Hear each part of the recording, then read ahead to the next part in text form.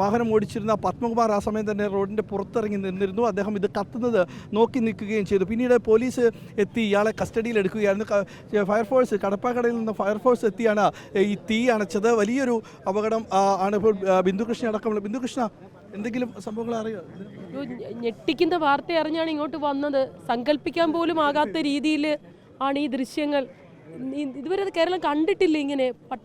എന്താ പറയുക, ഈ പൊതു റോഡിൽ വെച്ച് ഇത്രയും ക്രൂരമായി ഈ മാർഗ്ഗം ഇതുവരെ നമ്മൾ കണ്ടിട്ടില്ല. കുടുംബത്തിലോ അല്ലെ എവിടെയെങ്കിലും എന്തെങ്കിലും പ്രശ്നമുണ്ടെങ്കിൽ ഇത്രയും ക്രൂരമായി ആളിനെ കൊല്ലുന്ന ആ ഒരു നടപടി ചിന്തിക്കാൻ പോലും ആകുന്നില്ല. ഇവിടെ ഈ ഒരു ദാരുണമായ സംഭവം ഉണ്ടായപ്പോൾ തന്നെ നമ്മളെല്ലാം എത്തിയിട്ടുണ്ട്. അപ്പോൾ ഇത് പോലീസ് ഒരാളെ ഇതിനകം പിടിച്ചിട്ടുണ്ട് എന്നാണ് ഇവിടെ നിന്ന് അറിയാൻ കഴിഞ്ഞത്. കൂടുതൽ വിവരങ്ങൾ അറിയില്ല. ഭാര്യയും ഭർത്താവും ആയിരുന്നു എന്ന് പറഞ്ഞു. ഇവരെവിടെയാ ജോലി ചെയ്യുന്നു, അങ്ങനെ എന്തെങ്കിലും അറിയോ? അല്ല, അതെല്ലാം കൂടുതലായി പോലീസിന്റെ നടത്തുന്ന പ്രായം അങ്ങനെ എന്തെങ്കിലും അതിനെക്കുറിച്ച് വിവരങ്ങൾ അറിയില്ല. തഴുത്തല സ്വദേശി എന്നൊക്കെ ഇവിടെ ആളുകൾ പറയുന്നുണ്ട്. അപ്പോൾ എന്തായാലും വളരെ ഞെട്ടലുള്ള സംഭവമല്ലേ. ഇതാ കണ്ടില്ലേ, 2 വാഹനങ്ങൾ ഇങ്ങനെ